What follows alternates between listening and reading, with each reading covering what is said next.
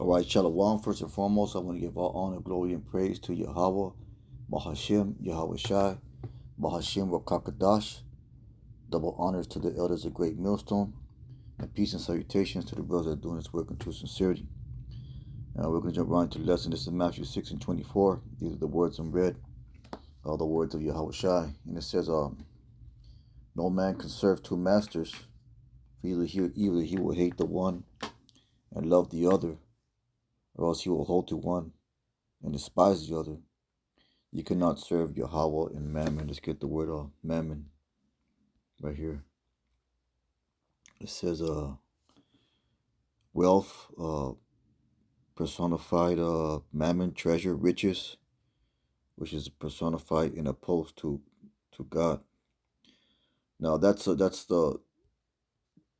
the world does. The world loves mammon, yet they profess to have or Jake in general, they profess to have a faith in what they call God or what they think God is. But at the end of the day, you cannot serve two masters. And important part of that scripture is that you're going to serve somebody. Something's going to be guiding your something, or whether it be the world, the pursuit of success in the world, or the pursuit of righteousness. You're going to be you're going to be influenced by one of those two things. And if you try to serve both of them, that means you're compromising one for the other. It says, for either he would hate the one and love the other. Either you're gonna, because that's what happens, man, and that's why you don't see a lot of laborers out here, doing the work, because when it comes down to it, they don't want to give up certain things or make certain sacrifices. It needs to be convenient for them. That's what the brother brought up. Campy brought out the saying. You don't live your you don't what's I'm trying to remember the right phrase to say it. You don't accommodate the truth to your life. You accommodate your life to the truth. So brothers that are in the truth, man, we accommodated our life to the truth. We pursued certain jobs and certain decisions that we make in our lifestyles, so that it aligns with, or it doesn't, and so it aligns and it doesn't interrupt with our pursuing of righteousness, our doing of the work. Brothers have made sacrifices. Brothers have given up jobs and positions to serve Yahweh Shai. It's not wicked to make money. Scriptures talk about how money is defense. Let's go ahead and get that.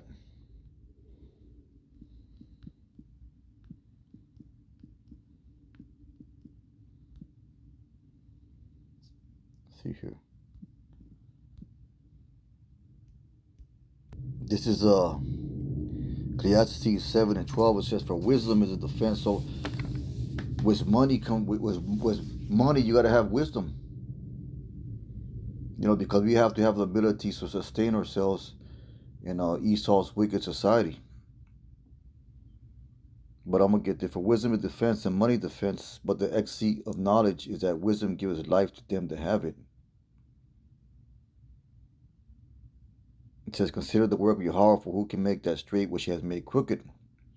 In the day of prosperity be joyful, but in the day of adversity consider, Yahweh also has set the one over against the other, to the end that man should find nothing after him."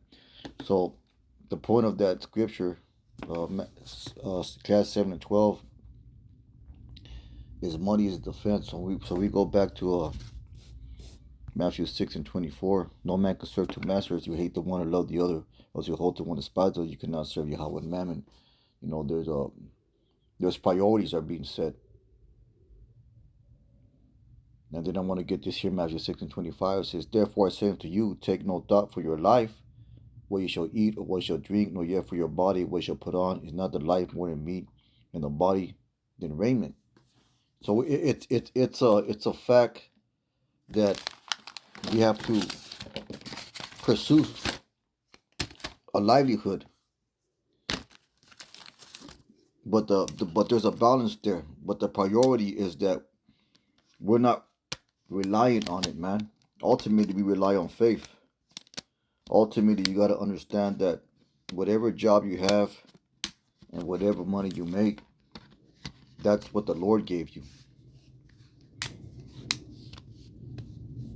And it's up to you to manage it and prioritize your labors correctly in accordance with His truth. Like we said, we don't we confirm or we adapt or we build our lives around the truth, not the truth around our life, man. We inconvenience ourselves for the sake of the truth, which requires a sacrifice at times. And like I said, that's what a lot of people don't understand or want to deal with. They want to be able to be successful in this world, man. Not saying brothers aren't successful. Brothers are hella successful because we have a right mindset that makes us successful. And also we have the favor of the Lord upon us. So, whatever jobs that we go to and we apply the knowledge and wisdom of the Bible to those jobs, most likely we are the best employees there. It's a lot. Let's get a few more scriptures. Let's get that I want to do. So at the end of the day, man, it's about mindset. It's about where your mind is, where your heart is, because the heart's, the scriptures say hearts, is a word, Hebrew word for labia, which means mind.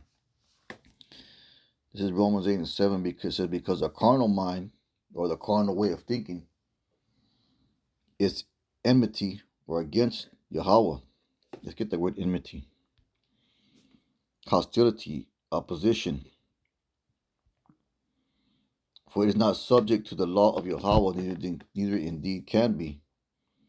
So the they that are in the flesh or have that carnal mind state cannot please Yahweh. It says, but you are not in the flesh, but in the spirit. See, so our mindset is that of a spiritual essence. If so be that the spirit of Yahweh dwell in you. Now, if any man have not the spirit of Yahweh Shai, he is none of his. And that allows us to live in balance, to be wise as serpents or hard as doves as we maneuver in Esau's wicked kingdom. So let's go ahead and get 1 John 2:18. This is it's a lot. 1 John 2:18, and it says, little children, is that what I wanted? So this is 1 John 2:16. This is the carnal mindset. This is the carnal mind that's in enmity against Yahweh Shai. It says, for all that is in the world, the lust of the flesh, and the lust of the eyes, and the pride of life is now the father of the world. And that's exactly the spirit that two-thirds of our people, that the so-called Black, Latino, Native American walk in. They walk in a mentality, in a spirit contrary to the Most High. It says, and the world passes away in the lust thereof. So all these things are going to be for naught, man. All these things that two-thirds pursue, at the end of the day, they're going to be for naught. They're going to pass away. So, but he that doeth the will of Yahweh abides forever. So we have the winning mentality. We have the winning spirit. Prioritizing the Most High your life. You're winning, man. You're winning. You're winning life. You are successful in that manner, and that's a success that these people will never know. We have peace. We have a confidence. We have a hope. These people don't have it. Their hope is in the things of this world, which is, at the end of the day, is gonna fail you, man. Let's get Ephesians. Let's get Galatians 5:18. And that's that the mindset of the spirit It's a spirit that you gotta strive for on a daily basis. Galatians 5:18 says, well, 16. This is I believe the words of Paul. Yes, I say then, walk in the spirit, you shall not fulfill the lust of the flesh. For the flesh lusted against the spirit, and the spirit against the flesh. These are contrary to the one, the others. You cannot do the things that you would, So minding the flesh too much is basically you're holding yourself back, man. You're holding yourself back when your true spiritual potential. It says, for the flesh lusts against the spirit, and the spirit against the flesh, and these are contrary to the one or the other, so that you cannot do the things you would. But if you live by the spirit, you are not under the law. Now the works of the flesh are manifest, which are these: adultery, fornication, uncleanness, lavishness. Nothing lavishness going to lust, idolatry, witchcraft, hatred, variance, emulations, wrath, strife, seditions, heresies, envy, murders, drunkenness, rebellions. And if you look at this list, that's what the nigger and spick, the hood culture, that's exactly what it's all about. It's a carnal mind state. And that hood nigger spick culture, that ghetto culture, that barrio culture, that's a destruction for our people. But that's held in high regard amongst you dumbass fucking Jake out there. That's held in high regard. Even envy, murders, drunkenness, rebellions, and such like of that which I tell you before, as I've also told you in times past, that they which do such things shall not inherit the kingdom of Yahweh, because they're gonna die that second. They're gonna die that death, man. That death of the nuclear missiles. That harsh judgment of the Most High. Ultimately, all this will be in the kingdom, but they're gonna have to suffer. The Lord's gonna bring a heavy judgment upon them, and it's gonna be horrible. Let's keep on going. It says, but the fruit of the spirit is love, peace. So this is a checklist to measure yourself with, man. But the fruit of the spirit is love, joy, peace, long suffering, gentleness, goodness, faith, meekness, temperance. Temperance is self control. And that's something that Jake don't have, temperance. He lacks it. Self-control, the virtue to master desires and passions, especially his sensual appetite, see? It says, against such there is no law, and they that are Yahushais or Meshiachs have crucified the flesh with the affections and lusts.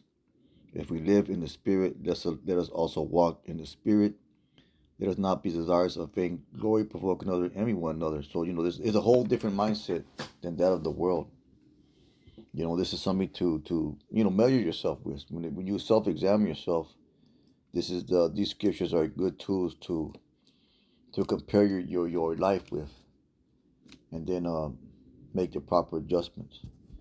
But with that being said, it's a real quick lesson. Most I wouldn't hope is edifying. I said I want to give all honor, glory, and praise to Yahweh Bashem Yahushai. Call halal Yahweh Bashem Yahushai. Let's keep on pushing. Shalom.